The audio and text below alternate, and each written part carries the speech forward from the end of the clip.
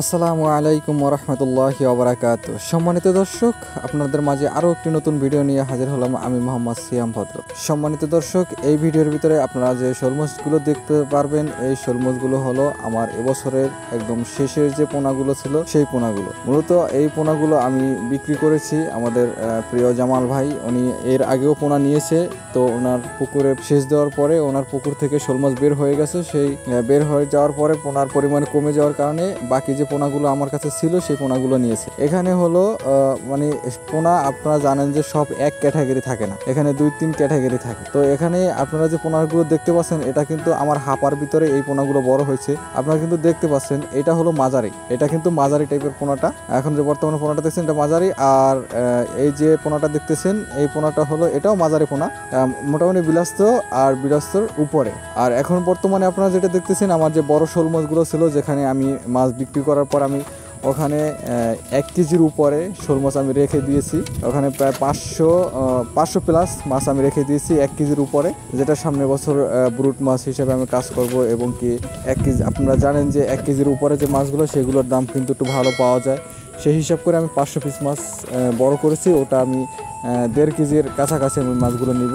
আর ওদেরকে কিন্তু খাবার হিসাবে আমি পুঁটি মাছই দিচ্ছি। অনেক দিন হলো আপনাদের মাঝে এরকমের ভিডিও দেওয়া হয়নি, কারণ আমি ব্যস্ততার মাঝে অন্য সাইড আছে, আমার আরও বিজনেস আছে। যে বিজনেসের কারণে আপনারা জানেন যে আমি শুটকি মাছের বিজনেসও করি, শুটকি মাছের ব্যবসাও করি এর সাথে। তো আমি শুটকি মাছের ব্যবসার সাথে জড়িত বিদায় এবছর আমি নতুন ভিন্নভাবে মানে শুটকি মাছ তৈরি করব, সেই জন্য ওইখানেও খুব ব্যস্ত। এবং কি মাছে আমার মানে ইলিশ মাছের ব্যবসাও আছে, সেখানেও ব্যস্ত, যার কারণে মানে আপনাদের নিয়মিত ভিডিওগুলো দেওয়া হয় না।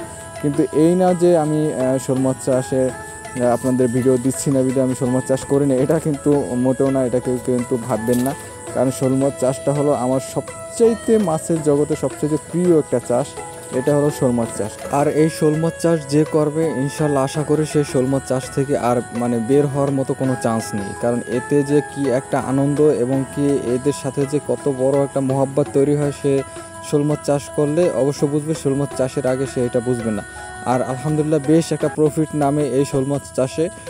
আলহামদুলিল্লাহ আপনারা একদম নিশ্চিন্তেভাবে করতে পারেন। এবং কি আপনারা জানেন যে ওই শোল মাছ চাষ কিন্তু মৃত মাছ, তারপর জীবিত মাছ, শুটকি মাছ খেয়ে কিন্তু মুরগির নাড়ি ভুঁড়ি, তারপর মৃত মুরগি, তারপর মাছের নাড়ি ভুঁড়ি, এইগুলো খেয়ে কিন্তু শোল মাছ চাষ করানো যায়। শোল মাছ চাষ, দেশি শোল মাছ চাষে করতে হলে অবশ্যই এগুলো খাবে, যেটা ওই যে বললাম যে পুঁটি মাছ, মৃত মাছ মানে মৃত মাছ, শুটকি মাছ, তারপরে মুরগির নাড়ি ভুঁড়ি, এরপরে মাছের নাড়ি ভুঁড়ি, মৃত মুরগি, এগুলো খাবে। হ্যাঁ, আপনি বিটল জাতের একটা পোকা আছে, ওই পোকা দিয়ে আপনি চাষ করতে পারেন, কিন্তু আপনি কিন্তু ফিট খেয়ে এই শোল মাছ চাষ করতে পারবেন না। সেটা হলো দেশি শোল মাছ। আপনি যদি ভিয়েতনামি শোল মাছ করেন সেক্ষেত্রে সেটা কিন্তু ফিট খাবে।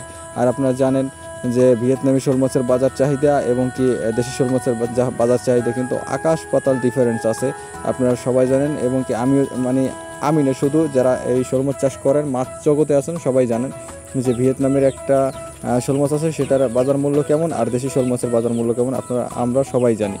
যাই হোক, সবাই ভেবে চিন্তে করে তারপরে এই শোল মাছ চাষ করবেন। শোল মাছ চাষ করতে হলে আমি একটা কথাই বারবার বলি যে আপনারা খাদ্য জোগাড় করবেন, তারপর শোল মাছ চাষে আসবেন, এছাড়া কিন্তু আপনার মানে শোল মাছ চাষে আসেন না।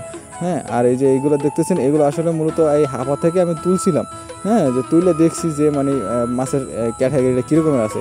এই যে মাছটা দেখতেছেন, এটা কিন্তু সর্বোচ্চ বড় মাছটা, যেটা মনে করেন অনেক বড় হয়ে গেছে। এই হাপার ভিতরে বসে ওরা কিন্তু এরকম বড় হয়ে গেছে। হ্যাঁ, ও কিন্তু এমনিতে বড় হয় না, খাবার কিন্তু সমানই খাইছে, কিন্তু ও বেশি খাবারটা খাইলো, ওই যেই মাছটা ছোটো ছিল সেই মাছটাকেও খাইয়ে ফেলাইছে।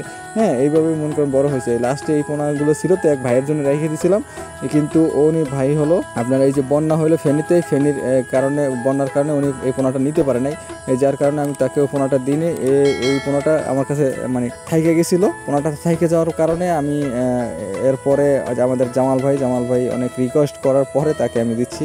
যাই হোক, আলহামদুলিল্লাহ জামাল ভাইয়ের জন্য দোয়া করবেন। আর যারা এই শোল মাছ চাষে আসবেন তাদের উদ্দেশ্যে একটা কথাই বারবার বলি, গল্প শুনে নয়, ঠিক আছে, বাস্তবতা হার্ড কপি দেখে তারপর শোল মাছ চাষে ঢুকুন, তাহলে সাকসেসফুল হতে পারবেন ইনশাল্লাহ। আশা করি সবাই সুস্থ থাকবেন, ভালো থাকবেন, সিয়াম ভদ্র চ্যানেলটির সঙ্গে থাকবেন।